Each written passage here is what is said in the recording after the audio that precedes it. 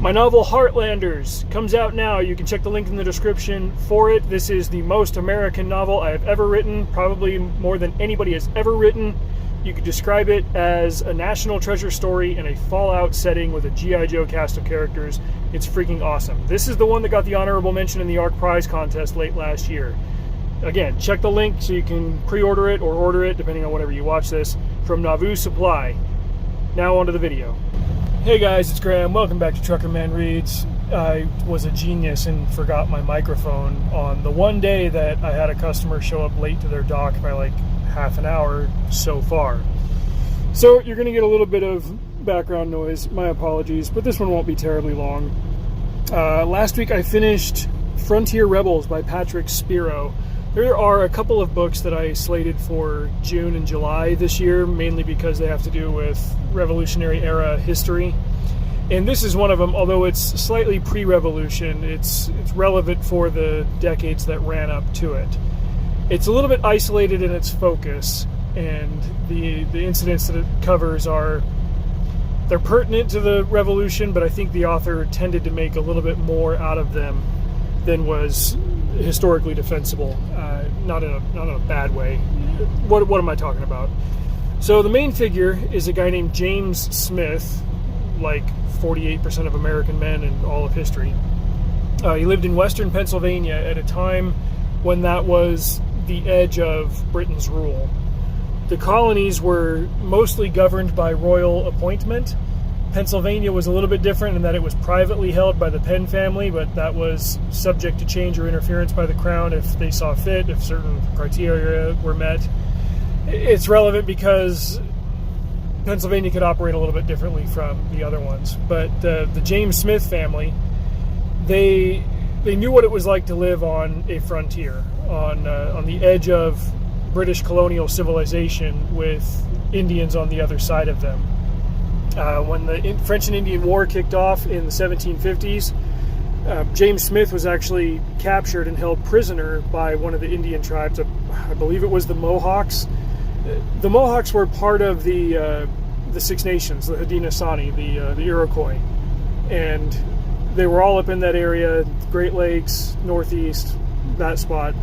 He was effectively a prisoner of theirs, although there were many documented cases of people being swept away by the Indians and then being adopted into their families and then deciding, like, we prefer this to colonial farm life where there are strict class striations that we can never really rise over. So he stayed with them for 5 years, not quite willingly, but he learned a lot about them before he was able to return to colonial life.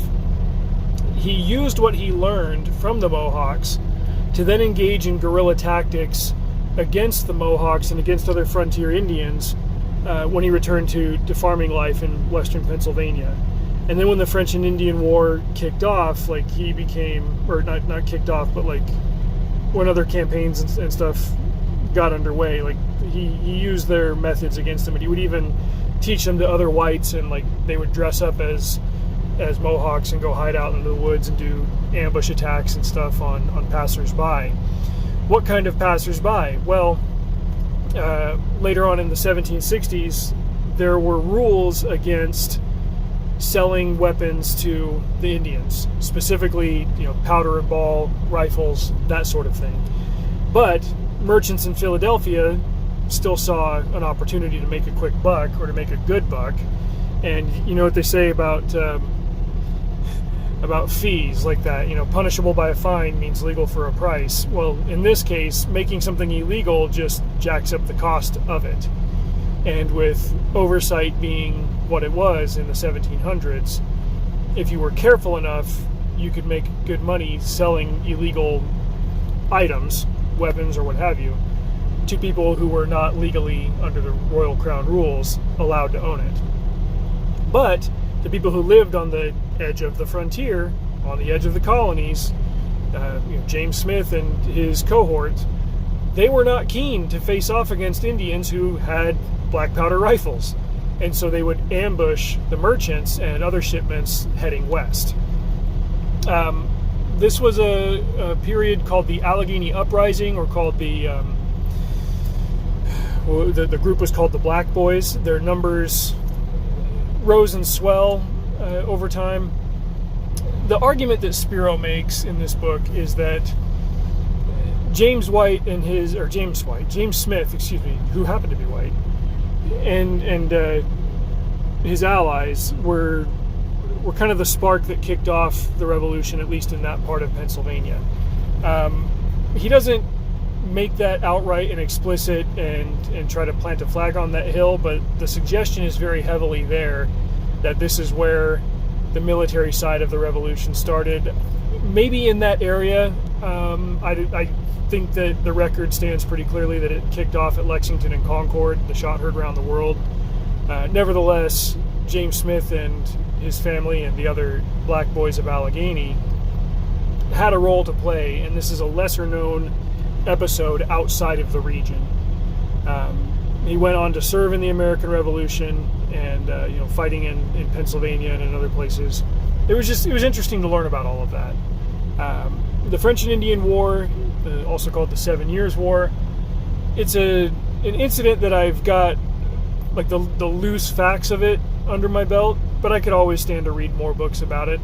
This one didn't really give us the 30,000 foot view of that war itself, but more of an isolated series of incidents across a number of years in one specific region.